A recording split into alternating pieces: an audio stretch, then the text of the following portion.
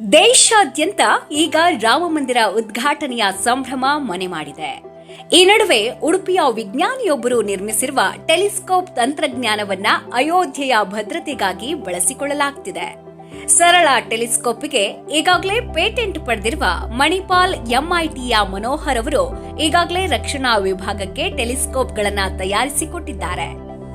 ಸದ್ಯ ಎಲ್ಲರ ಗಮನ ಶ್ರೀರಾಮ ಮಂದಿರದ ಲೋಕಾರ್ಪಣೆಯತ್ತ ನೆಟ್ಟಿರುವ ಸಂದರ್ಭದಲ್ಲಿ ಸಹಸ್ರಾರು ರಾಮಭಕ್ತರು ಅಯೋಧ್ಯೆಗೆ ಬರುತ್ತಿರುವ ಕಾರಣ ಭದ್ರತೆಯೇ ದೊಡ್ಡ ಸಮಸ್ಯೆ ಎಂದರೆ ತಪ್ಪಾಗಲಿಕ್ಕಿಲ್ಲ. ಸದ್ಯ ಉಡುಪಿಯ ಈ ತಂತ್ರಜ್ಞರು ನಿರ್ಮಿಸಿರುವಂತಹ ಟೆಲಿಸ್ಕೋಪ್ ಅಯೋಧ್ಯೆಯ ಶ್ರೀರಾಮ ಮಂದಿರನ ಭದ್ರತೆಯಲ್ಲಿ ಬಳಸಿಕೊಳ್ಳಲಾಗಿದೆ.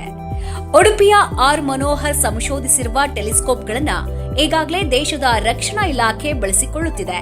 ಅತ್ಯಂತ ಸರಳ ಮತ್ತು ಕಡಿಮೆ ವೆಚ್ಚದಲ್ಲಿ ನಿರ್ಮಾಣವಾಗ್ತಾ ಇರುವ 50 ಟೆಲಿಸ್ಕೋಪಿಗಾಗಿ ರಕ್ಷಣಾ ಇಲಾಖೆ ಬೇಡಿಕೆ ಇಟ್ಟಿದೆ. ಈ ಹಿಂದೆ ರಕ್ಷಣಾ ವಿಭಾಗಕ್ಕೆ ಬೈನಾಕ್ಯುಲರ್ ಸರಬರಾಜು ಮಾಡಿರುವ ಮನೋಹರ್ ಮಣಿಪಾಲದ ಎಂಐಟಿ ಕಾಲೇಜಿನಲ್ಲಿ ಲ್ಯಾಬ್ ಇನ್ಚಾರ್ಜ್ ಆಗಿದ್ರು. ಸದ್ಯ ರಕ್ಷಣಾ ಇಲಾಖೆಯವರು ಜರ್ಮನ್ ನಿರ್ಮಿತ ದುಬಾರಿ ಬೆಲೆಯ ಟೆಲಿಸ್ಕೋಪ್ಗಳನ್ನು ಬಳಸುತ್ತಿದ್ದಾರೆ.